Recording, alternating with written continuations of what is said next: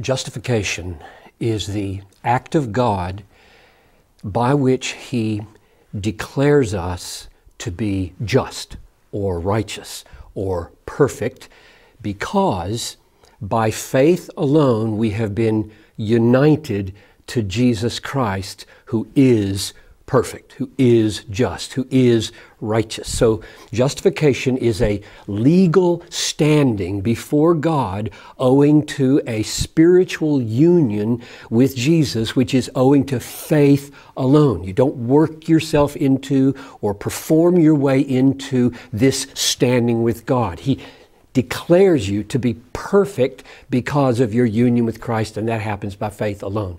Sanctification is the act of God by which He, through His Spirit and His Word, is conforming you little by little, or in big steps, into the image of His Son. So we are really becoming, in our behavior, righteous, really overcoming imperfections in our sanctification. Now, here's the key question. How do these two relate to each other? And the key verse, I just love this verse, Hebrews 10, verse 14.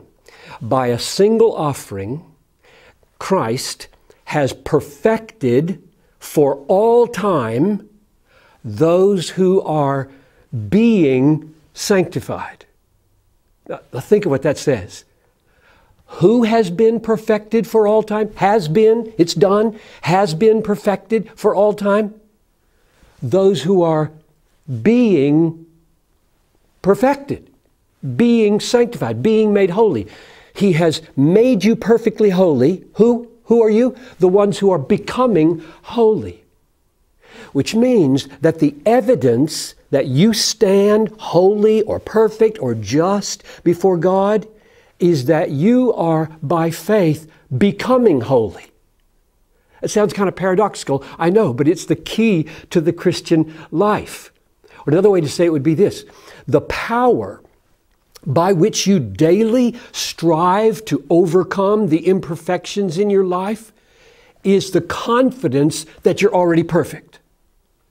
If you get these switched around, if you think, okay, God demands perfection, I've got to become in my behavior perfect, and then God will look at me and say, He's doing pretty good, we'll let Him be perfect, or count Him to be perfect. It's just the opposite.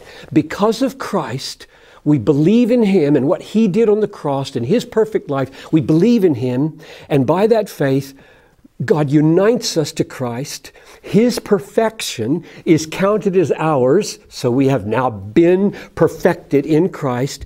And the evidence that we stand perfected in Christ is that we hate our sin, and we daily, by faith in His promises, strive to overcome the imperfections that exist. So my exhortation would simply be, please don't get these backward. The whole world gets it all backwards. Other religions get it all backwards, where our works and our efforts to overcome our imperfections might make us pleasing to God. You never can get there that way.